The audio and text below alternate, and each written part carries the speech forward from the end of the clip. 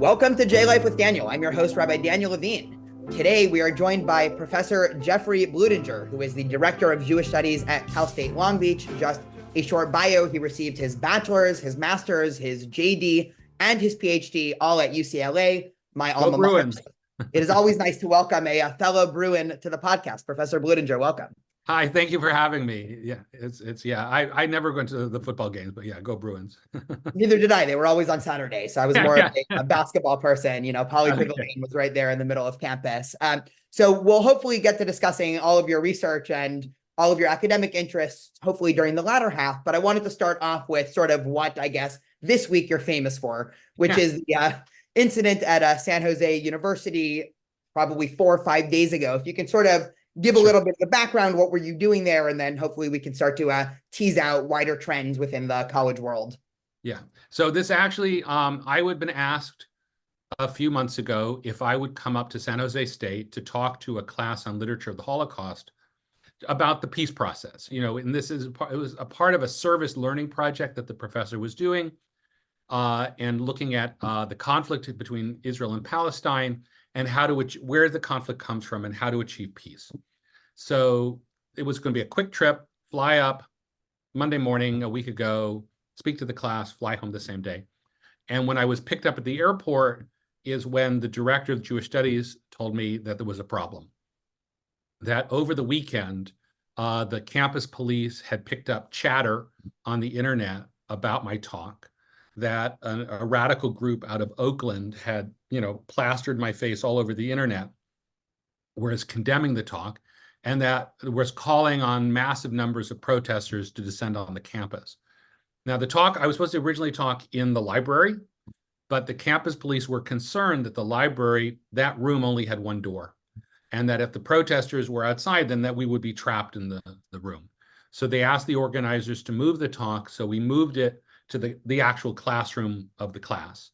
And the idea was that building has a secure entrance, and we'd only tell the students in the class where the talk would be. Otherwise, everyone else would know that the talk had been moved without knowing where. And in the meantime, they considered the plan had originally been I would be dropped off at the library and work for a couple hours, and then maybe go to lunch. And they were saying, no, it's not safe for you to be in the library. Your people will recognize you. It's not safe to go to a restaurant in San Jose. People will recognize you. As I told the organizers, I've never felt so seen and important. It's really a strange situation. I do 19th century Jewish history. So as soon as they announced to the class where the talk was, within 30 to 60 minutes, the organizer of the protest were sending out messages where my talk was going to be. So now it was the campus police sent an unmarked car to pick me up. I was at an apartment next to campus of the organizers. They drove me to the building, and then there were like 3 officers came into the building with me. And as we approached the stairway to go upstairs, we could see 3 protesters in keffiyehs coming through the secure door, because it turns out to get into the building, all you need is a pass key that any student has on their card. So it's not particularly secure. So they sent an officer upstairs, and after a few minutes, they came back down and they said, okay, follow us. And so walk down a short corridor and then a right turn down a long corridor, and the whole length of the way, both corridors lined with protesters screaming at me. One of them held out a sign to block my path, and I wasn't going to dodge. And so last moment, they yanked it back and didn't hit me with it. And then I went into the classroom. And so in the classroom, there are 2 doors to the classroom on that hallway. And the police were kind of keeping the back door free of protesters as a way of getting in and out. And then there was an officer at the door to the class, and the professor was only admitting enrolled students. And there were a lot of screaming, and the provost dropped by, because I actually know the provost when he used to be a professor. He used to be chair of geography here at Cal State Long Beach. So we chatted. Nice to catch up with him. He's a really, Vincent Del Casino, really great guy. And so eventually it got started. And I think Leah, the professor whose class it was, tried to speak, and there was a lot of screaming from the outside. And then I got up and I started to talk to the class, and I just was going to talk about sort of where the conflict comes from, why it's not a conflict from time immemorial. It actually begins in the 20th century. It's not a conflict that begins with the Zionist movement. And then I was actually just getting to the part where the conflict comes from, which is a fight over who gets to farm land and peasants who were displaced in the decade before World War I. And that's when all hell broke loose. But so I was going to talk about sort of, what the core issues of the conflict are. We'll call the 1948 portfolio of issues, and then the 1967 portfolio, and the various efforts to find a peaceful resolution, and how agonizingly close the parties reached in 2000, in January, February 2001, in which they had they were really, really close on almost all the issues to resolve the conflict. Yeah. So just in case, I mean, just to highlight for listeners, in case it's not clear from everything you're saying, you are not coming in here with a staunch Zionist, Israel is right and rah rah, what they're doing in Gaza is just. You are really coming in with both the academic and also pedagogical background of saying, okay, let's observe this from a historical perspective. Here are, both sides. Here's what the Israelis have wanted. Here's what the Palestinians have wanted. And so, even so, this didn't deter any of the people outside. And in fact, that was their objection, because I was calling for peace between Israel and Palestine. I was talking about a peaceful resolution of the conflict between Israel and Palestine. I was talking about how Israelis and Palestinians could reach peace. And on almost all the issues, we actually know what the final agreement will look like. And if you want to look it up, go Google Taba Talks 2001. Taba spelled T-A-B-A. We all familiar with the collapse of the Camp David II, but the negotiators kept it up, and they actually came very, very close to Taba, including issues of Jerusalem, including boundaries between Israel and Palestine, including like the Temple Mount. They actually came. The only issue that they couldn't reach resolution on, and it's the toughest issue, is the 1948 refugees and their descendants, because that's not a compromisable issue. One party will have to concede. Either Israel will allow the 1948 refugees and their descendants to come in, which case it will cease to exist. It will become a binational state. Or the 1948 refugees and their descendants will have to take some alternate compensation. You can't have there's no halfway point on that. It's the only one that's an either or. And that's why it's the toughest issue to solve. And that's what I was going to talk about. But the protesters, it's funny you said I'm not a Zionist. In a way, I am. That was the question I was asking. Sorry. I don't mean that you're not a Zionist. I mean, you didn't come in with a Zionist agenda. You're not coming in with waving Israeli flags. I'm not calling for a Jewish state on both sides of the Jordan River. It's not a maximalist. It's not like there's no such thing as Palestine. The Palestinians should be leave. That's not my position at all. It's funny. I was asked, are you a Zionist? And I said, well, it's a strange question to ask, because in some ways Zionism ended in 1948 when Israel became a state. That was the goal of the Zionist movement, to create the state of Israel. Now that the state is created, it doesn't that mean that it's no longer a movement. I mean, you have religious Zionism, which sees the goal is a messianic achievement, a messianic end. So that's an ongoing. You have cultural Zionism. But for the most part, Zionism achieved its end in 1948. So what does it mean to be a Zionist now when there is a state of Israel? You're like, I think that the largest Jewish community in the world should continue to exist. So it should not be destroyed. But that makes, so the argument was, he's a Zionist, he wants a state of Israel to exist. Because they're not calling for peace. It's the peace of the dead. They want Israel to be abolished. They're kind of agnostic on what should happen to all the Jews there, whether killed or expelled. Well, it's a sort of historical fallacy. I mean, I've confronted this on campus. I've been living on a college campus between undergrad, grad school, and now working for Hillel, and also adjuncting for the last 15 years at this point. Yeah. And it really is this sort of fallacy of Jewish history that all modern Israelis descend from Europe. And so they sort of cut out the 55% of Jews that come from the Middle East and Mizrahi Jews. That's a whole separate question. But for them, they really have bought into this narrative that Zionism is just colonialism.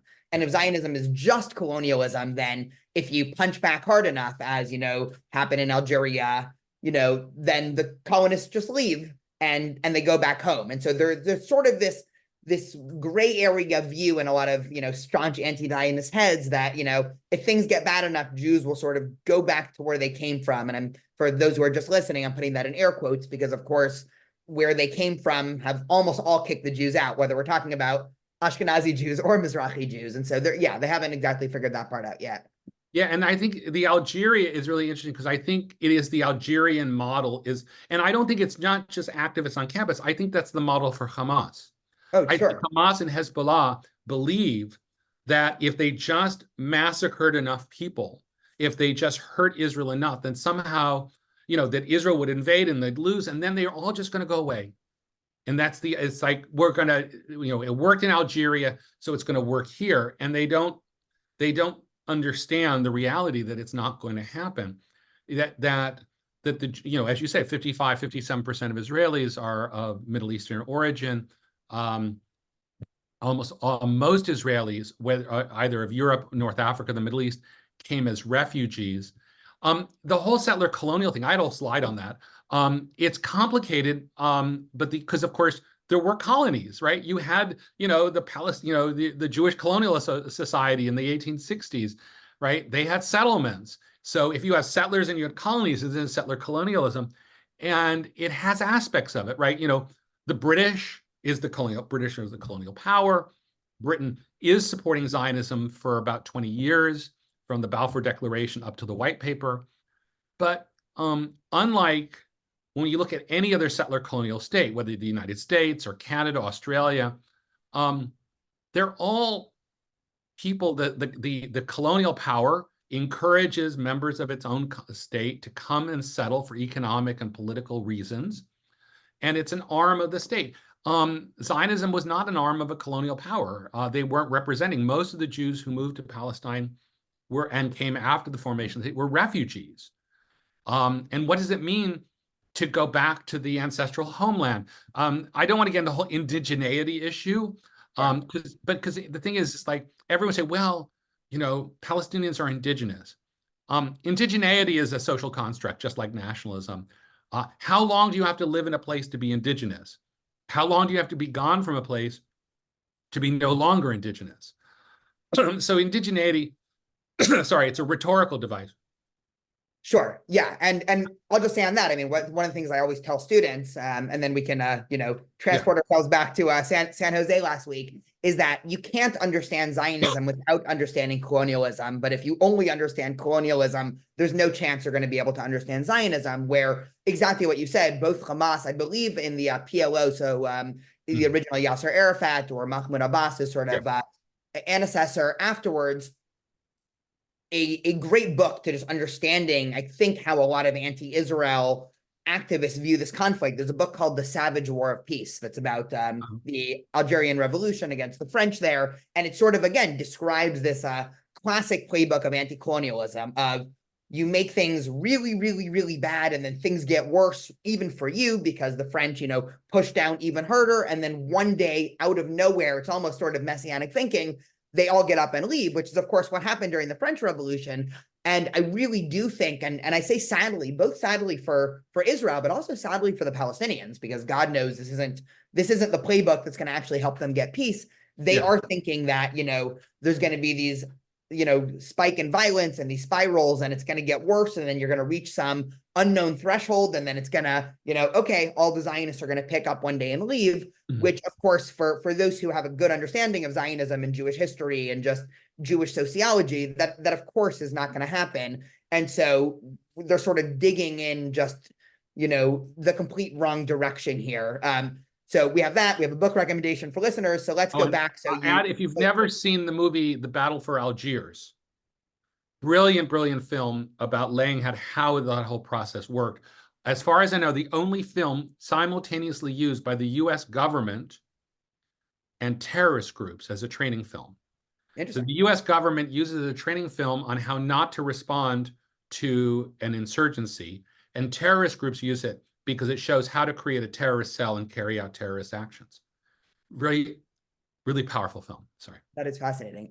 Okay, so you're here to give this talk. You are trying to advocate for peace based off of your academic understanding of the last 100 or so years of history and all of the tension points. You come in, the outside is lined with protesters. It's loud.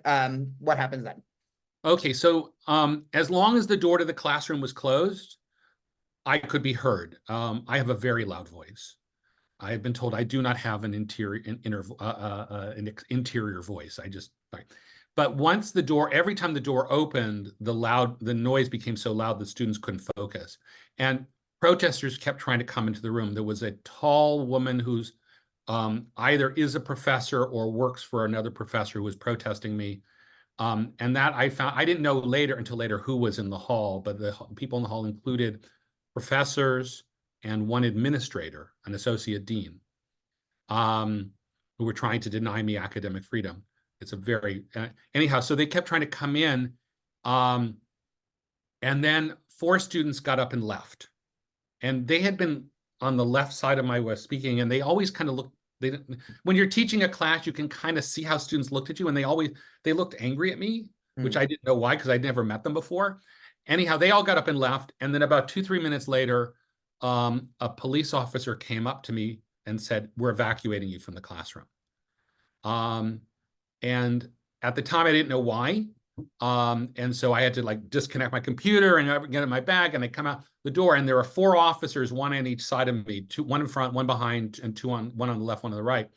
And they kind of created a space between me and the protesters behind me. So I couldn't see what was happening behind me because I had to leave. I think someone was pushing the officer behind me because he kept falling into me. Anyhow, so then I was down the corridor and out the building. And then my understanding was they evacuated the other faculty and students from the room right after me.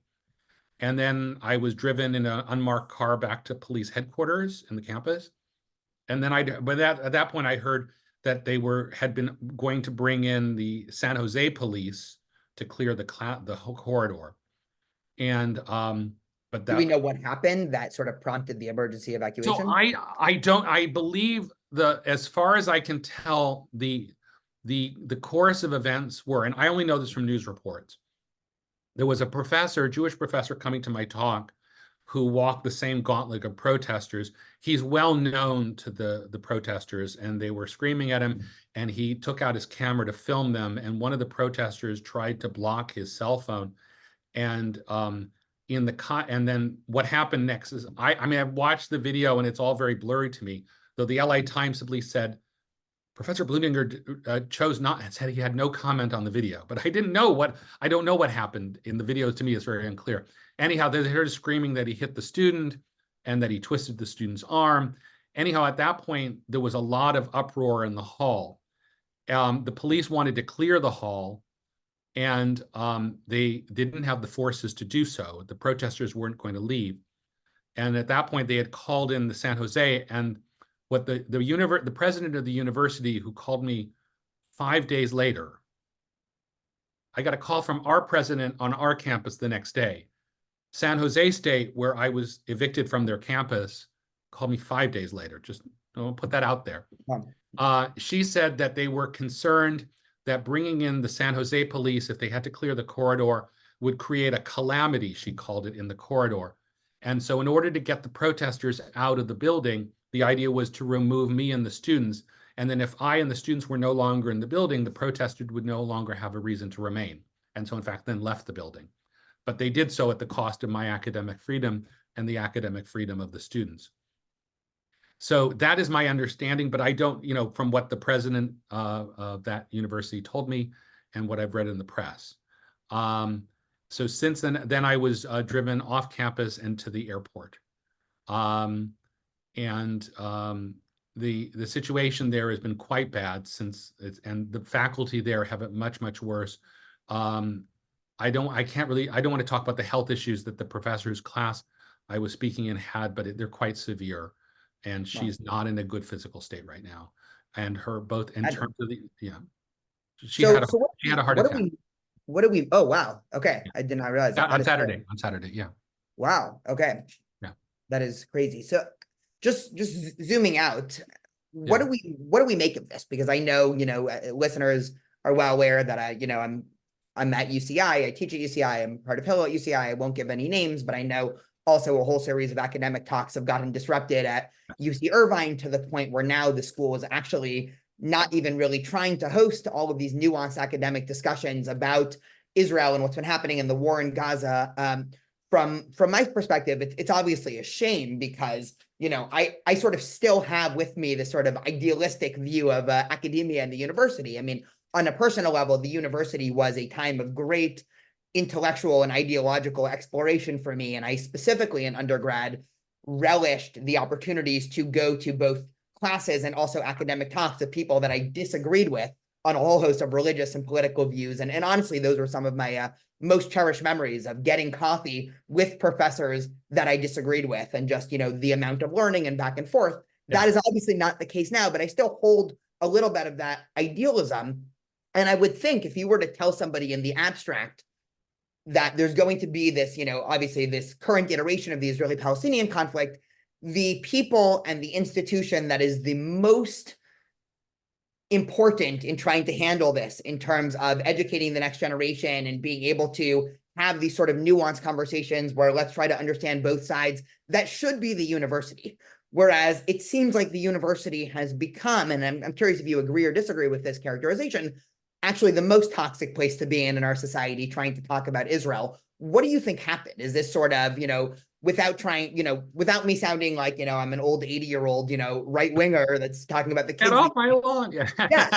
I mean, to some extent, that's how I feel sometimes, because, you know, on the one hand, you know, when I'm facing the wider community, my intuition is always to defend academia and the university. Obviously, not every idea that comes out of it, but the system, I think, is generally a good one of, you know, freedom of speech, academic freedom, you know, this sort of experimental lab where students go for 4 years and they can, you know, meet people different than them and get their ideas challenged. But it seems like in actuality, you know, whenever I'm internal to the university, it seems like at worst, there's sort of, at best, there's sort of this endless bureaucracy that doesn't really know how to handle these tougher issues. And at worst, it actually seems like a lot of the suppression of ideas is actually coming from some professors in the university itself. So I'm just throwing, you know, a smorgasbord of questions onto you, but sort of what do you make of this? Is this new? You've obviously been in academia for a while, and sort of what's your vantage point here?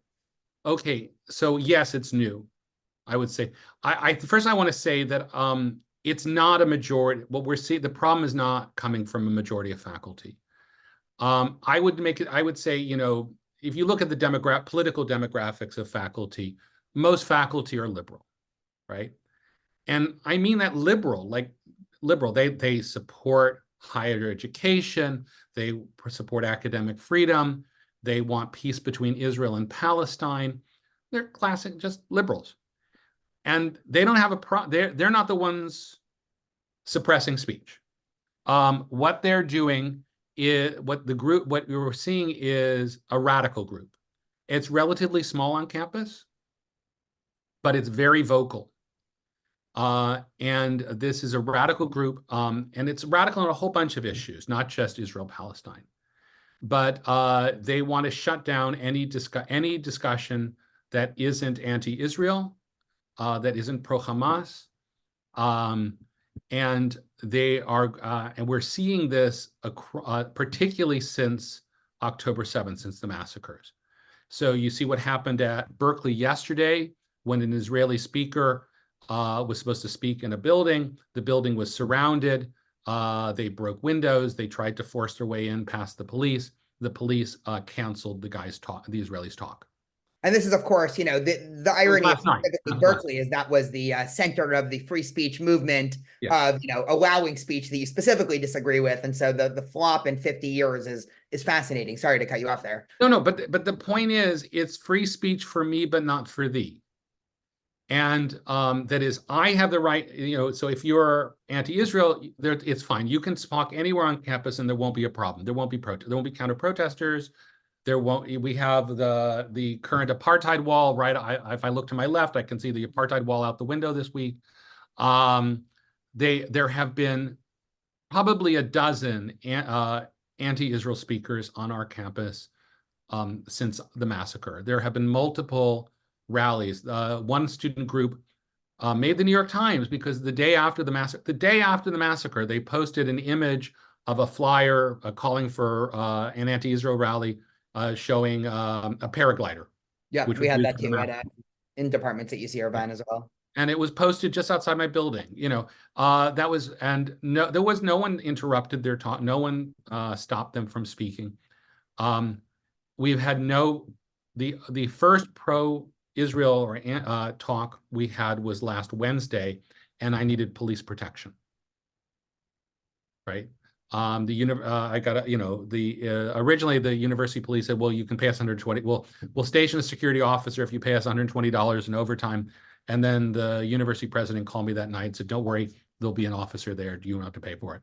And actually it turned out fine. No, there wasn't any, no one came, and it was quite peaceful. And I felt a little embarrassed. I made all this thing about getting a police officer, but it was 2 days after what happened in San Jose. And so, I looked at, what do I do? I'm bringing in a speaker, Amy Ellman, next month. She's going to talk about violence against women and the Hamas-Israel conflict. I have to worry about her safety. I don't have that. No other group has to worry about that, but Jews do. And it's a campus after campus. And so the question is, why doesn't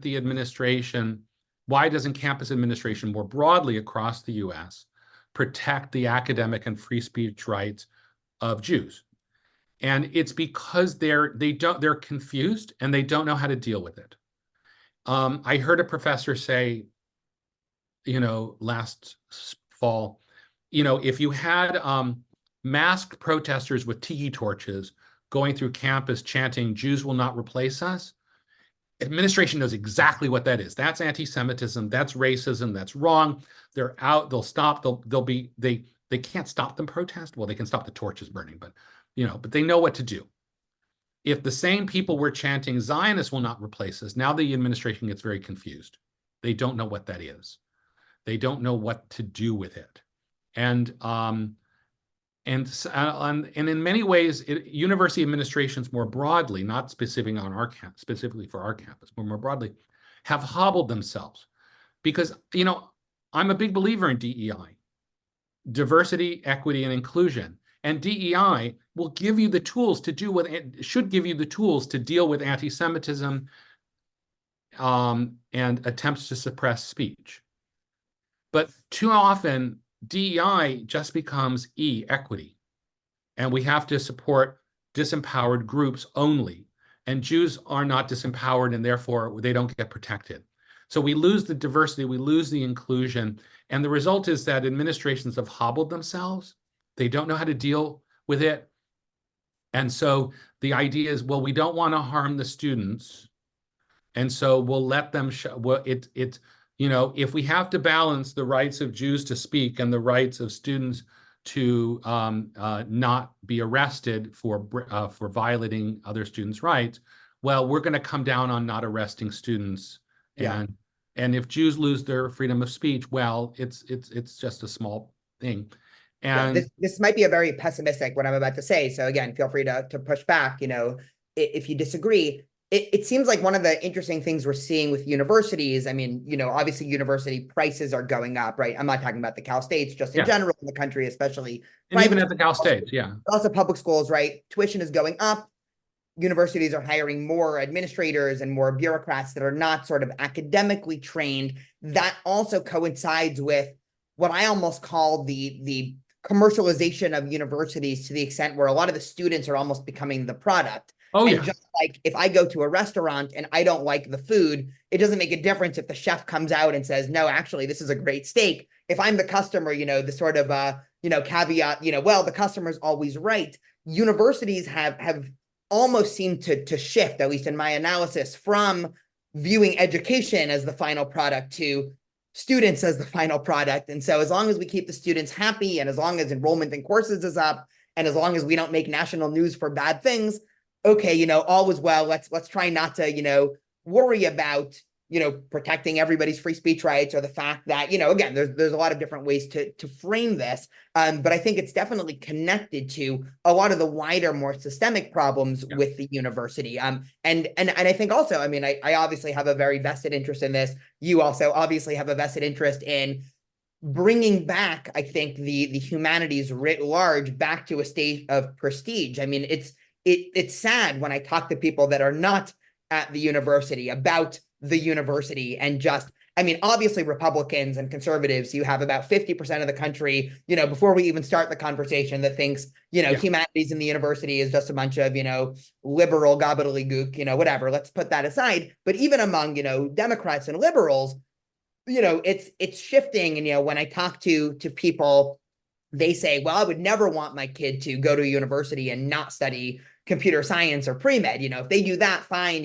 Those fields haven't been infected. But I mean, what would you say? Because I've had this experience a lot, as a Hillel rabbi, I get a lot of calls from prospective parents of high schoolers, who say, my son or my daughter really wants to come to, insert school here. They're really interested in, history or political science or English.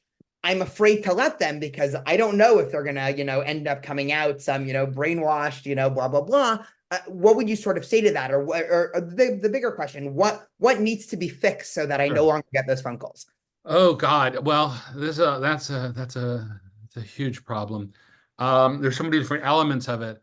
So first of all, the idea that one shouldn't major in the humanities, that you'll end up being, if you get it, my BA is in English Lit.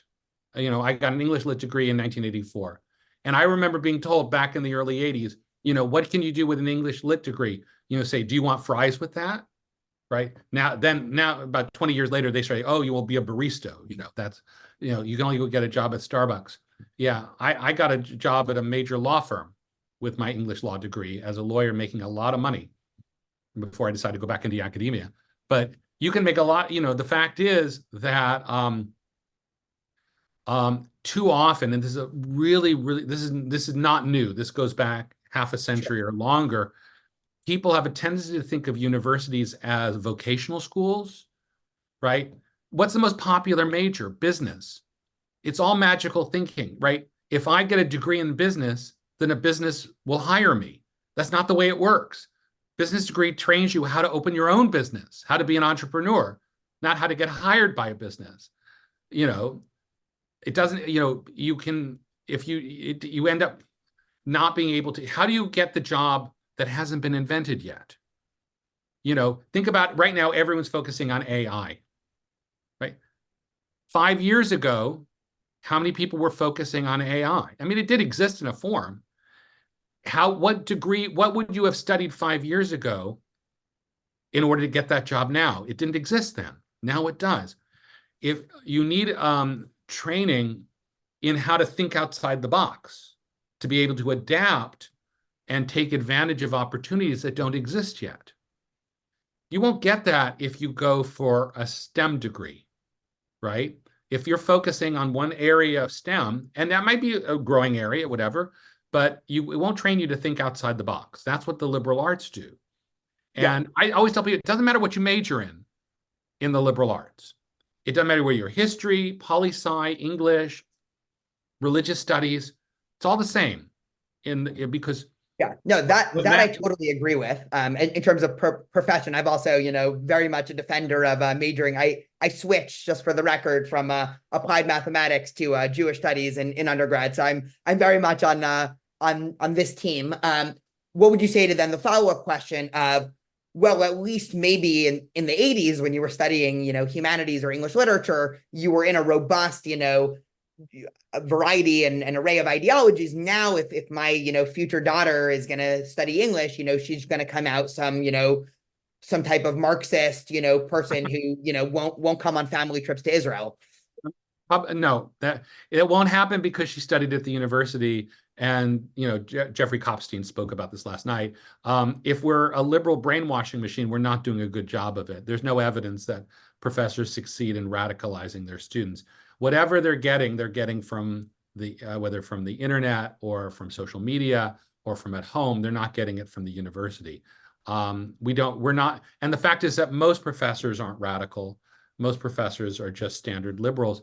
It's funny, if I think back to my college years in the early 80s, we actually had a Death to Israel rally at UCLA. Not we, I mean, it was in the fall of 1982, General Assembly of Jewish Federations was holding their annual conference in LA, and Menachem Begin, the Prime Minister of Israel, was coming to address. Now, he actually didn't address because his wife died that day and he had to fly home. But there were protests. This was during the Lebanon War, and there were protests at UCLA. And during the protest, one of the protesters led the crowd chanting "Death to Israel." Now, at that point, UCLA had about a dozen different Jewish student groups, all of whom did not do anything together. There was Hillel, which did social programming, and then there were the Greeks, and there was, AEPI and ZBT, and there was the Progressive Zionist Caucus, and there was Chabad. They were all doing all these things. And so then at UCLA, the joke when I was there was there's enough Jews and funding for like 4 good organizations, so that's why there's 12. Yes, and so what they did is we came together and created the Jewish Student Council, which came together in crisis, and then it was how to deal with that. But for the most part, that was not a common thing. And then I know the vice president's office at UCLA started doing an annual retreat, which I participated in up at the UC Conference House, where they bring all the student groups together to kind of talk about issues and to build bridges. So, I mean, I went to protest. I protested speakers in college. Noam Chomsky came and spoke on campus. And so I was part of a protest outside. We didn't stop him from speaking. We just handed flyers to people going into the building saying, here's what he said about Jews in Israel and his connection with Holocaust deniers, right? That's how you did it. You could protest. It was nothing wrong with protesting. It was you let the speaker speak. I would say even all the way through grad school into the early 2000s, there was never a problem with an Israeli speaker on campus. And I would say this problem is very recent. I mean, I know at UCI in 2010, Michael Oren, that was this kind of Vorspeise, as my mother would say, an appetizer, where his talk was disrupted. But that's relatively recent. It's really, and I would say, and particularly since the massacres, it's gotten very, very bad. I was at the AJS in December and hearing from went to the program for directors of Jewish studies, 2 hours of misery. I thought it would be cathartic, but no, everyone who spoke is like the worst term of my professional career, the last fall, what happening on my campus. That was what you heard for 2 hours from everyone in the room. It's bad across America right now in campus. It's the worst I have ever seen it. There's nothing comes close to it. Which is why, again, just demographically, I'm genuinely worried about the future of universities to be universities and not vocational schools, because again, the public is taking notes. And so, I can't imagine, I haven't looked at any polling data on this. I'd be curious to see it. I can't imagine the public's view of universities has gone up in the last 4 months. You had the Harvard and Penn and MIT hearings and just so much. Everybody has a story now of, what's happening on the campus. So it would behoove me to not go in this direction because, for listeners who might be familiar with your work, you really are a scholar of modern Jewish thought, specifically late 19th century German Jewish thought, Heinrich Gretz, who you are currently writing or publishing a book on. But just to ask you as a question of sort of modern Jewish thought, where do you put this moment in terms of, a zoomed out picture of modern Jewish history? What is this sort of, how are people going to be teaching about this in, 2100 on campuses and in Jewish studies departments? I don't know. That's a hard one because it is the last, let's see, 7 years in general. I'll be political here. Since the election of Trump was a shock, and what was happening during the Trump and then the attempted coup on January 6th. Since the attempted coup on January 6th, I have had repeated nightmares. And usually I have stress nightmares. Everyone gets these. It's the, last week of the term, I've been enrolled in the class and I haven't done any paper and I forgot about it and I can't find the syllabus, that kind of work stress. This is what happens when you get both a JD and a PhD. You've been in school for too long. And then, but now I was having dreams where I was looking for a place to live. And I told me, I was like, why? I have a house. Why am I having this? And then I realized I'm having nightmares of displacement. I'm having nightmares of exile, which is a first. And I'm afraid will have to leave this country. I had my first martyrdom nightmare on Sunday morning, not Saturday night. Never had that before. I'm scared. Scared about living in this country. That was something, went to a talk in December at Villa Aurora, which is Leon Feuchtwanger's house in the Palisades. And Leon Feuchtwanger was a novelist, and a German novelist, Jewish novelist, who had to flee Nazi Germany, ended up in France, went through 2 French concentration camps until he was sent to America. And in 1943, he gave a talk, and at this program I went to, they read an excerpt of it. And the talk was the working problems of the writer in exile. And listening to what he said in 1943, I found myself not listening to it as, oh, look, here's a new historical source on what Jews went through during the Holocaust, but, oh, this is some advice for me in the future, what I'm going to have to experience. How will it be for me if I go into exile? That was a first, where I was listening to exile not as something historical, but as something potentially personal to me. That's new. The conditions on campus right now, I've never seen anything like it. And we talk about public discourse. The assault on Jews in America right now is very specific to college campuses, because even though it's not a majority on campus by any means, it's a very vocal minority. That's where it's most vocal, and that's where it's most happening the most. And we've never seen that before in the US. And I don't know what historical precedents, and it's hard for me to see it because I'm in the middle of it. And I don't have that historical perspective to step back and say, oh, here are the trends. Oh, this is just like when the Jews were segregated in Poland in 1937, 38. It's not like that. I don't see the bigger picture right now because I feel like I'm too much in the midst of it. Yeah, it's fascinating. I mean, as you're obviously well aware, I'm teaching a class on American Jewish history now. I'm doing it for your department. So that's why, of course, the background. But one of the interesting academic debates, and most Jewish historians, or most Jews, if you stop them on the street, would sign off on, what's called American Jewish exceptionalism, right? This idea that really from the outset, even before 1776, America was just an exceptional place because of separation of church and state and the liberties that at least most of the colonies had. And, even this idea of what, Jonathan Sarna calls, free market Judaism of, you have a choice, and it's not the chief rabbi appointed by the church or by the king, it's, whatever guy wants to open up a shul that can outcompete the other. And so whenever I hear American Jews talk about comparisons, there's one side of me that wants to push back and say, I don't know, America really is different. On the other hand, then I have the sort of other angel that pops up on my shoulder and says, well, listen, I mean, people always thought that whatever they were in is different. I mean, the Jews in France, thought that things were different. The Jews in Germany thought that things were different. Jews in Russia, before Alexander II was assassinated, thought, oh, here it's different. And so, I mean, how do you sort of balance those? I mean, both as a historian and somebody, both probably thinking both academically and personally, do you have sort of an intuition there? So David Nuremberg wrote a really important book called Anti-Judaism a few years ago. And his point is that anti-Judaism as a movement in Western civilization goes back, it predates Christianity. It goes back, we can see it already in the Roman, he's looking at something that happens under Caligula, where he begins it. And it then proceeds into the Western religions of Christianity and Islam, because Islam is a Western religion. And one of his biggest points is that anti-Judaism, what happens, so there's a lot of hatred about Jews is not any different from any other minority group in history. And you can do a lot of comparisons with the Roma, for example. A lot of the stereotypes of the Roma are the same stereotypes about Jews.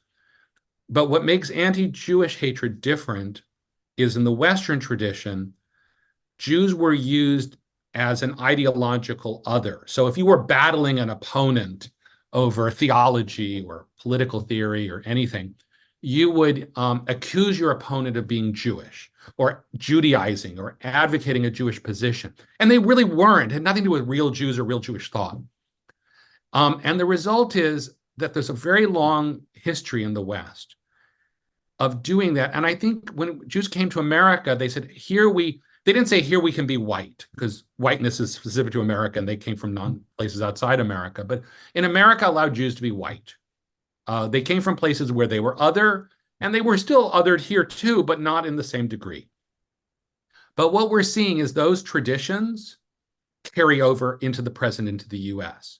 So if you think, for example, if you think whiteness is the best thing ever, right?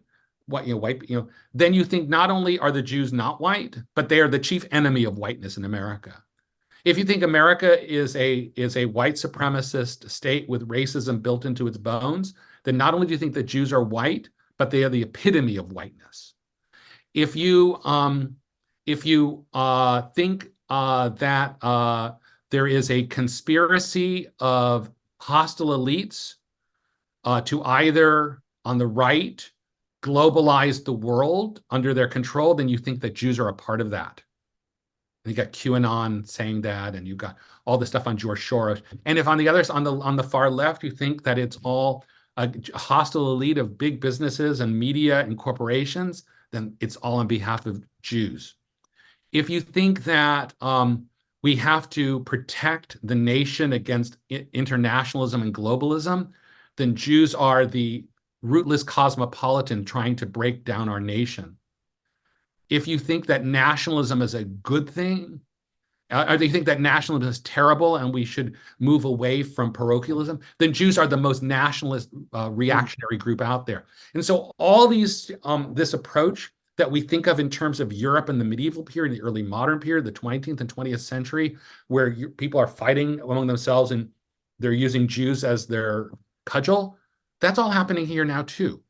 So sure, and this is why, I mean, the irony of what you're saying, not you specifically, but of just the history, is that all of that is the argument in my head for why I do identify as a at least political Zionist in a strong sense, because the solution, I mean, obviously we can debate about whether or not Zionism ended in 48 or not, but all of that leads one, or could easily lead one, to say, okay, this is so systemic. Nuremberg's great book is Nimberg's, what is it, David Nimberg? David Nirenberg, Nirenberg. Got it. So his book is incredible. I read it a couple years ago, and all of that basically leads you to say, okay, well, we really do need our own place where where we at least have some defenses from this attack on the right and left. And one of the things that I keep telling students is that the irony of this proliferation of really what I call anti-Semitic anti-Zionism, as opposed to, there is a non-anti-Semitic anti-Zionism that exists,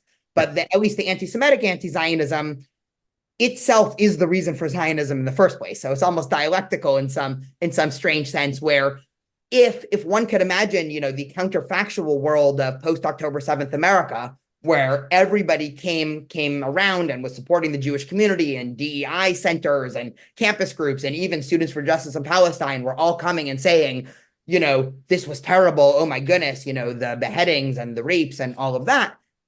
In some sense, and I'm not saying, again, it's hard to run the counterfactual, one's commitment to Zionism might have actually dipped, because one might have seen that situation and said, well, wait a minute, Israel seems less safe for Jews.